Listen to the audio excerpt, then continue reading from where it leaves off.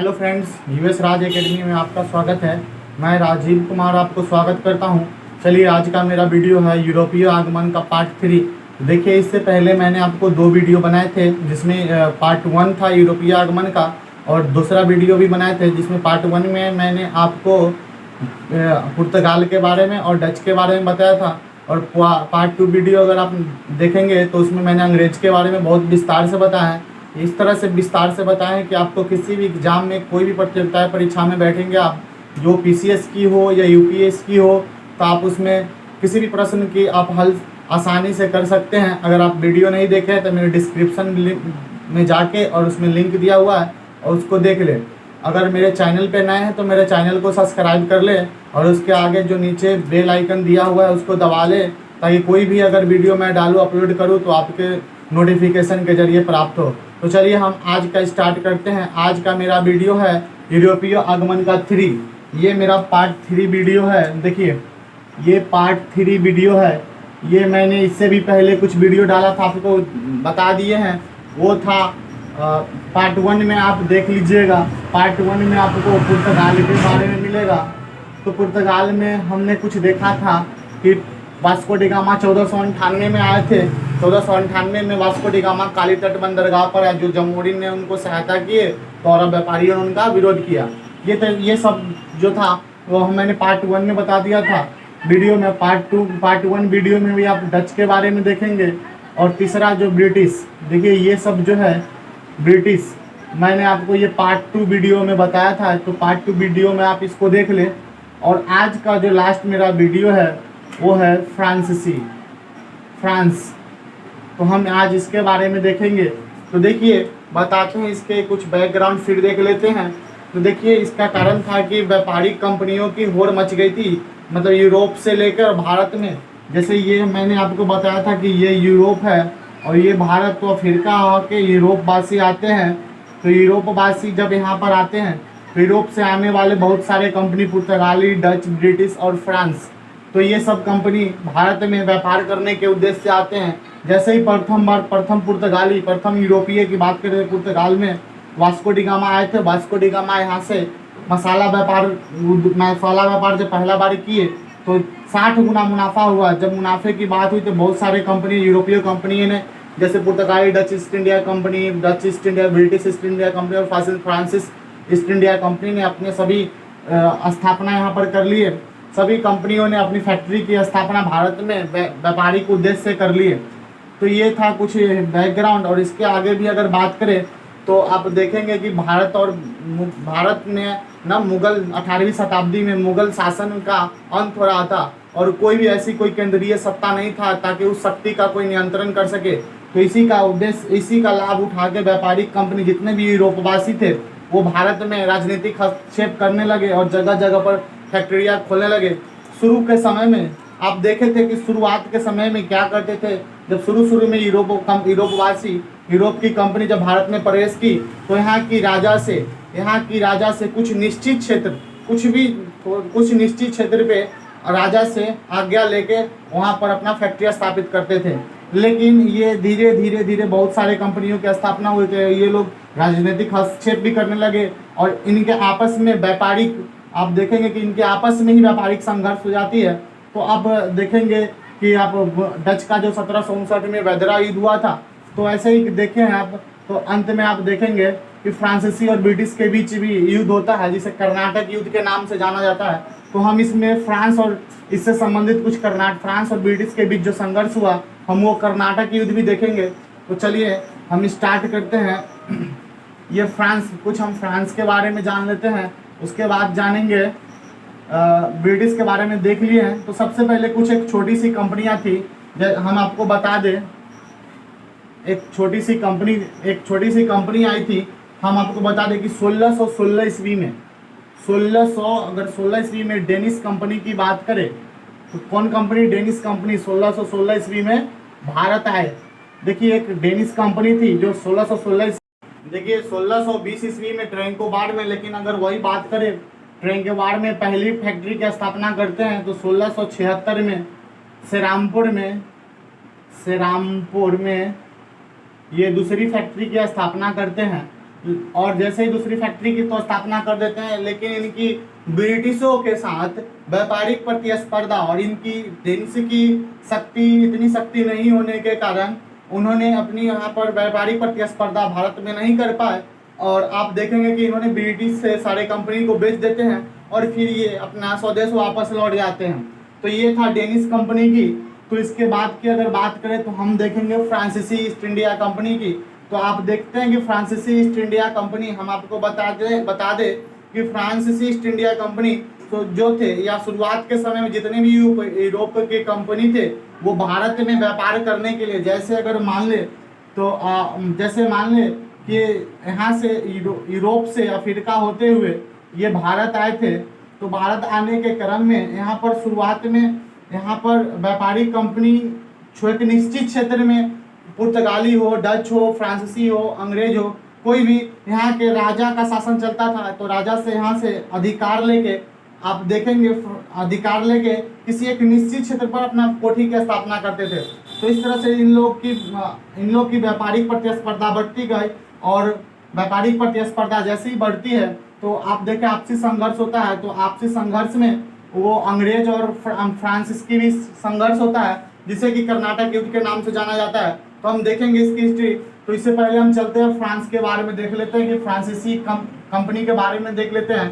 तो हम बात करें, देखिए फ्रांसीसी कंपनी में हम बात करें तो सबसे पहले फ्रांसीसी कंपनी जो भारत करने के लिए आते हैं, भारत में व्यापार करने के उद्देश्य, तो वहाँ का जो सम्राट होता है लुई 14वां।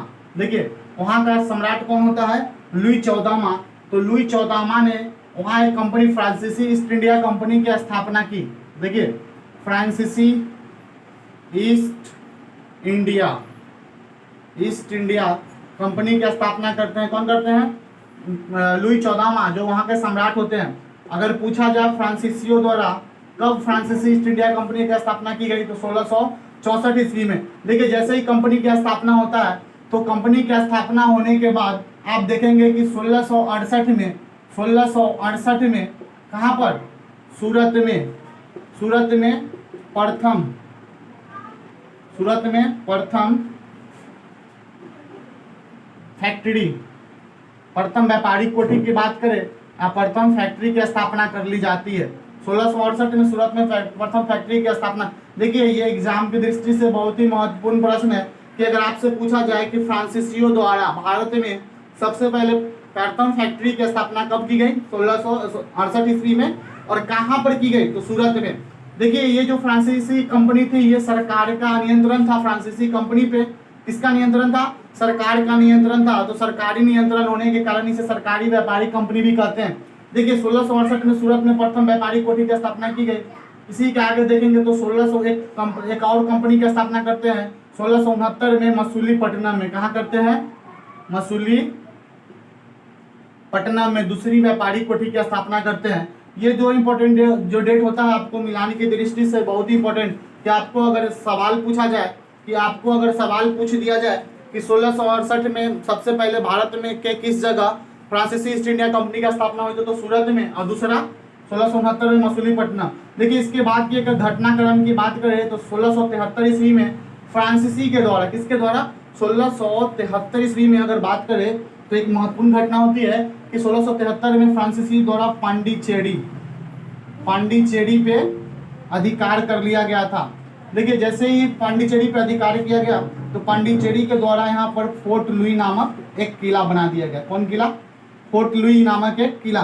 देखिए 1673 में फ्रांसीसी द्वारा पांडिचेरी पर अधिकार किया गया और यहाँ पर पांडिचेरी को क्या कर दिया गया? फोर्ट लुई नामक एक किला बना दिया गया। और यहाँ जो था अगर बात करें तो यहाँ का पहला गवर्नर फ्रैंक मार्टिन, देखिए इन्होंने ही पांडिचेरी पे अधिकार करने में अधिकार किए थे। और यहाँ का पांडिचेरी का प्रथम गवर्नर क्या कौन बना दिया गया? फ्रैंक मार्टिन यहाँ का प्रथम गवर्नर थे। तो अगर बात करें पांडिचेरी की तो ये जो था ये जो सूबेदार था वलीकोंडापुरम। देखिए वलीकोंडापुरम का जो सूबेदार, वलीकोंडापुरम से पांडिचेरी लेगा, वहाँ का जो सूबेदार था शेर खा से ही वलीकोंडापुरम लिया गया और उसे पांडिचेरी बना दिया गया। और फ्रांसीसी द्वारा पांडिचेरी को फोर्ट लुई नामक किला। लेकिन देखिए ये प्रश्न आपको इंपॉर्टेंट हो जाता है कि पांडिचेरी पर फ्रांसीसी द्वारा कब अधिकार किया गया? 1673 ईस्वी में। अगर पूछा जाए कि वहाँ का प्रथम गवर्नर कौन है तो फ्रैंक माडी। देखिए 1673 ईस्वी में एक और घटना घटती है। 1673 ईस्वी में आप जानते हो कि बंगाल के जो श्रीरामपुर जगह है, सॉरी चंद्रनगर कोठी, चंद्रनगर कोठी पे भी चंद्रनगर कोठी पर भी फ्रांसीसियों द्वारा अधिकार कर लिया जाता है। तो ये तो था 1600 मतलब 68 में सूरत में प्रथम फैक्ट्री की, 1669 में मछलीपट्टनम में। आप देखेंगे सबसे इंपॉर्टेंट डेट हो जाता है ये दो को। देखिए ये दोनों आप अच्छी तरह से रट ले और याद कर ले। अगर इसके बाद की बात करें, देखिए तो 1721 ईस्वी में मॉरिशस पर अधिकार कर लेते हैं। फिर अगर बात करें तो 1725 ईस्वी में माहे पर और 1739 ईस्वी में कारीकलम पर।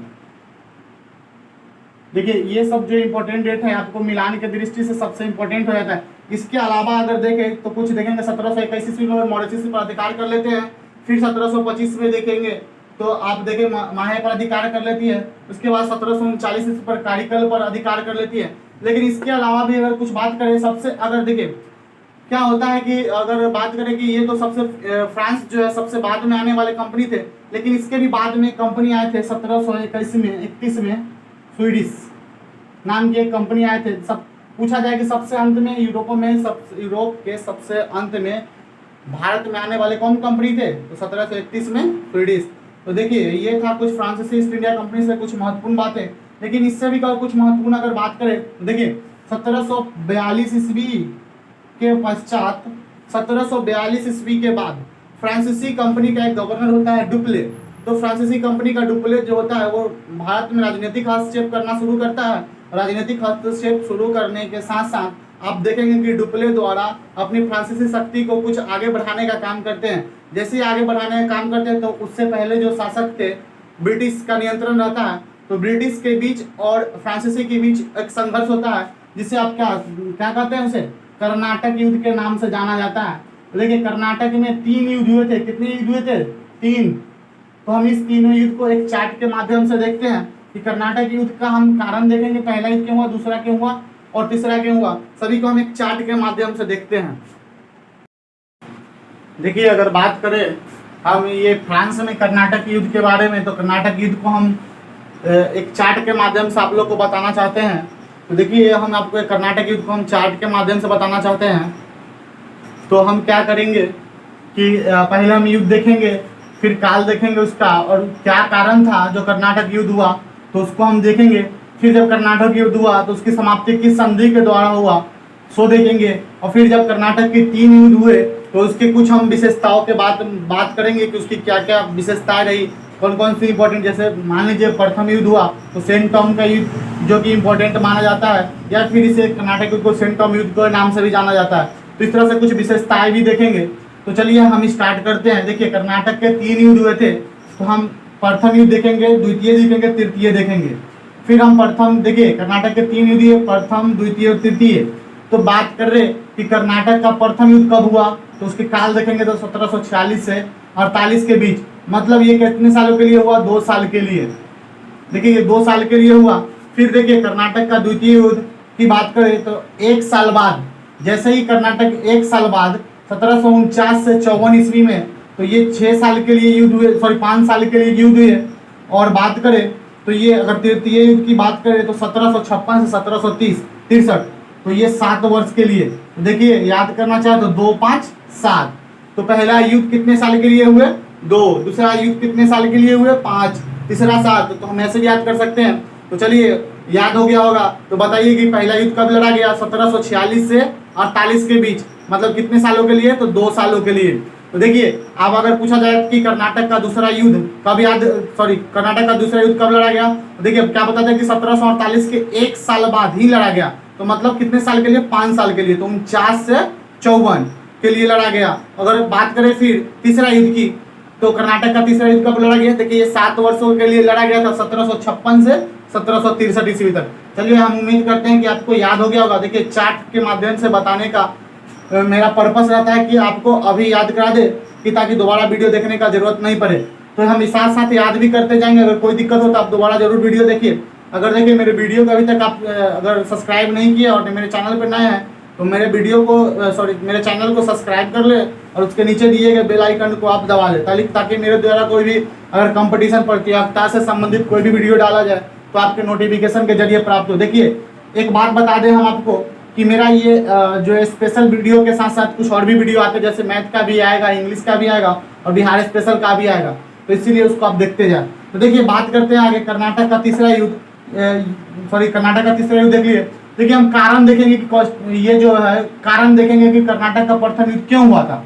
देखिए तो भारत और यूरोप के बीच यूरोप में ना फ्रांस और ब्रिटिश का बीच पहले से ही कुछ ऑस्ट्रेलिया के उत्तराधिकार के लिए, वहाँ एक ऑस्ट्रेलिया राज्य एक जगह है, तो वहाँ के उत्तराधिकार के लिए फ्रांस और ब्रिटिश के बीच पहले से ही संघर्ष हो रहा था। उसका प्रभाव भारत में भी देखा गया।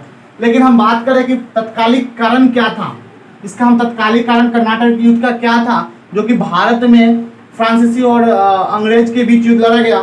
तो हम देखिए तत्कालिक कारण की अगर बात करें तो एक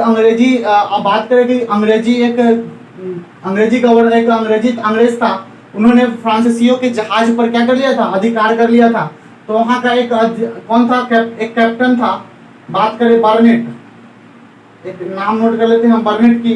देखिए ये बर्नेट था, इन्होंने फ्रांसीसी की जहाज पर कब्जा कर लिया था। ये बर्नेट कौन था, तो हम आपको बता दें कि एक अंग्रेज अधिकारी था।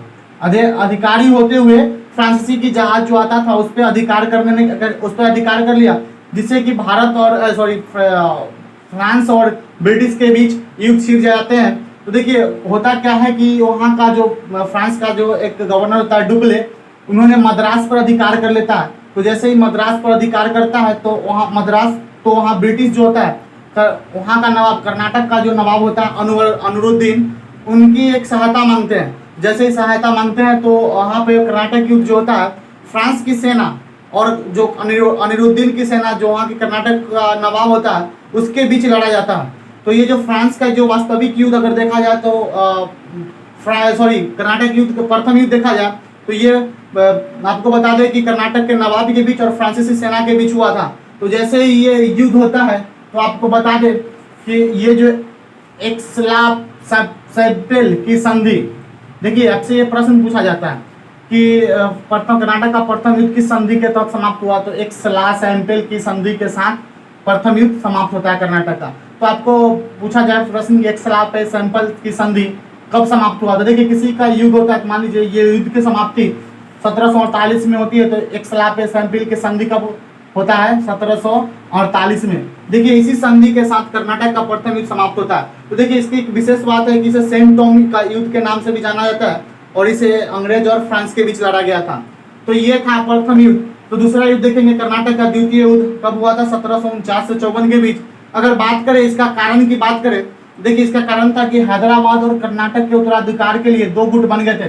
देखिए हम बता दें आपको कि आप जानते हैं कि हैदराबाद के संस्थापक कौन थे, निजाम उल मुल्क। तो जैसे ही इनकी 1748 में मृत्यु होती है तो इनके पुत्र और इनके पौत्र के बीच, मतलब पोता के बीच क्या होता है, युद्ध छिड़ जाता है। तो हम बात करें इनके पुत्र की बात करें तो नासिर जंग, तो इनकी पुत्र की सहायता कौन करते हैं, नासिर जंग होते हैं। तो नासिर जंग का सहायता अंग्रेज करते हैं। लेकिन इनकी अगर पौत्र की बात करें मुजफ्फर जंग की सहायता कौन करता है, फ्रांसीसियों के द्वारा उन्हें संरक्षण दिया जाता है।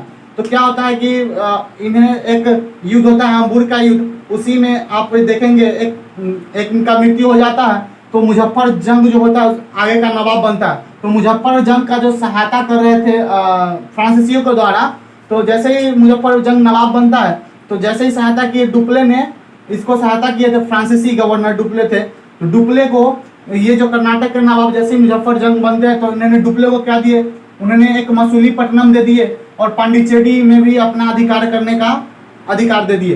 तो ये था पांडिचेरी। और अगर बात करें द्वितीय कर्नाटक युद्ध की जो समाप्ति की संधि के तहत होती है, अंत में पांडिचेरी की संधि होती है 1755 ईस्वी में, जो कि 1755 ईस्वी में कर्नाटक को ब्रिटिश को ये लौटा दिया जाता है।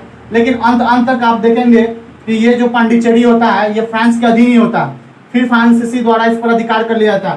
तो ये द्वितीय कर्नाटक युद्ध पांडिचेरी की संधि के साथ समाप्त होता है। उसमें एक इंपॉर्टेंट युद्ध के नाम बताया तो एक हम्बुर्ग का युद्ध होता है। और डुप्ले को क्या मिलता है, डुप्ले को पांडिचेरी पर भी अधिकार कौन देता है, मुजफ्फर जंग के द्वारा। मुजफ्फर जंग कौन होता है, पोता। तो फिर अगर आगे बात करें कर्नाटक की तृतीय देखिए कर्नाटक की तृतीय युद्ध की बात करें तो देखिए कर्नाटक का तृतीय युद्ध जो होता है 1756 से 1763 के बीच लड़ा जाता है। देखिए ये जो 1700 सप्तवर्षीय युद्ध है, ये जो हम बात करें यूरोप में ही, ये जो अगर बात करें तो यूरोप में ही ऑस्ट्रेलिया और इंग्लैंड के बीच, ऑस्ट्रेलिया और इंग्लैंड के बीच लड़ा जाता है। किसके बीच? सप्तवर्षीय युद्ध अगर पूछा जाए तो ऑस्ट्रेलिया और इंग्लैंड। देखिए ऑस्ट्रेलिया और इंग्लैंड के बीच लड़ा था, तो ऑस्ट्रेलिया का फ्रांस और इसका परसा दोनों के द्वारा समर्थन किया जाता है। देखिए ऑस्ट्रेलिया और इंग्लैंड के बीच युद्ध लड़ा जाता है। तो बात करते हैं हम ऑस्ट्रेलिया का जो होता है, वहां पर उन्होंने फ्रांस के द्वारा और इंग्लैंड का जो होता है उसे परसा के द्वारा समर्थन यानी सहायता किया जाता है। तो आप देखेंगे कि तृतीय युद्ध का कर्नाटक का अगर तत्कालिक कारण की अगर बात करिए, जो कर्नाटक का तृतीय युद्ध हो रहा था, तो इसका अगर हम तत्कालिक कारण की बात करें तो यहाँ का जो एक सरकार द्वारा एक काउंट डी लाली को भारत के संपूर्ण फ्रांसीसी, देखिए एक इंपॉर्टेंट नाम इसके तत्कालिक कारण, जैसे कर्नाटक का तृतीय युद्ध का अगर तत्कालिक कारण पूछा जाए तो देखिए वहाँ का जो होता है काउंट डी लाली, काउंट डी लाली। तो क्या होता है कि फ्रांस का ये गवर्नर होता है, तो इसके क्या भारत के संपूर्ण क्षेत्र पर क्या होता है, भारत के संपूर्ण क्षेत्र पर काउंट डी लाली को सैनिक एवं असैनिक अधिकारों को प्रदान कर दिया जाता है।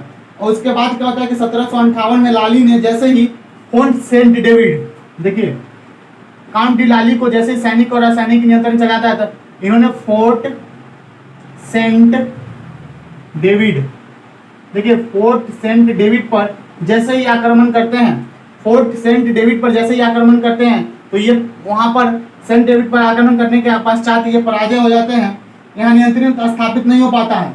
ये वहां पर अधिकार करने में, फोर्ट सेंट डेविड पर अधिकार करने में असफल होते हैं। असफल होने के बाद एक लाली होता है, एक लाली को मतलब बुस्सी को वापस बुलाया लिया जाता है।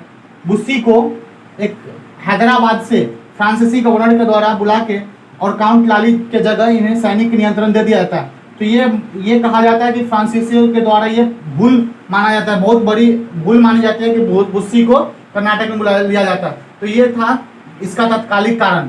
तो देखिए इसका तत्कालिक कारण था, तो कर्नाटक का तृतीय युद्ध की अगर समाप्ति की बात करें तो पेरिस की संधि के साथ 1763 ईस्वी में कर्नाटक का तृतीय युद्ध समाप्त होता है। तो इसे वांडी वंश जो होता है, इसके अगर विशेषताएं की बात करें तो देखिए एक वांडी वंश का युद्ध होता है। वांडी वंश का युद्ध कब होता है? 1760 ईस्वी में, 1760 ईस्वी में, जिससे कि फ्रांस का पतन हो जाता है, जिसमें अंग्रेज का नेतृत्व आयरकुट और फ्रेंच का नेतृत्व काउंट लाल करते हैं। यही बताया था आपको, काउंट डी लाली जैसे ही करते हैं फोर्ट सेंट डेविड पे आक्रमण, तो ये असफल हो जाते हैं इस पे आक्रमण करने में। तो फिर बुस्सी को हैदराबाद से बुलाया जाता है और सैनिक का अधिकार वहां दिया जाता है।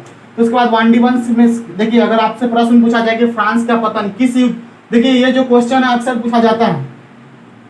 तो ये क्वेश्चन क्या बनता है कि फ्रांस का जो है, या फिर पहले तो पूछा जाता है कर्नाटक, सॉरी ये पूछा जाता है कि फ्रांसीसी का जो होता है कि फ्रांसीसी का पतन किस युद्ध के कारण होता है। तो वांडी वंश के युद्ध के कारण 1760 ईस्वी में। देखिए इससे एक रिलेटेड है 1759 ईस्वी में आप देखे थे वेदरा का युद्ध होता है, जिसमें डच को पराजय कर दिया जाता है। पतन, डच का पतन जो होता है वेदरा युद्ध के कारण होता है, तो वो 1759 था। लेकिन ध्यान देने बात है कि फ्रांस का इसमें पतन वांडी वंश युद्ध के कारण होता है 1760 ईस्वी में।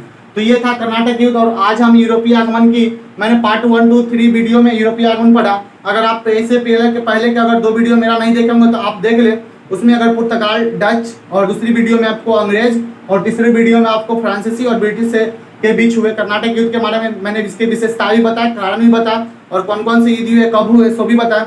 देखिए अगर मेरे वीडियो अगर आपको अच्छे लगे होंगे तो लाइक कमेंट करें और शेयर भी करें। और देखिए आपको एक खास बात बता दें कि मेरे वीडियो पर किसी भी प्रतियोगिता से संबंधित मैथ का भी वीडियो आने वाला है, तो आप किसी चैनल को सब्सक्राइब कर लें। इस चैनल को सब्सक्राइब करके बेल आइकन दबा लें, ताकि किसी भी अगर मैं वीडियो डालूँ तो आपको नोटिफिकेशन के जरिए प्राप्त हो। चलिए, थैंक यू।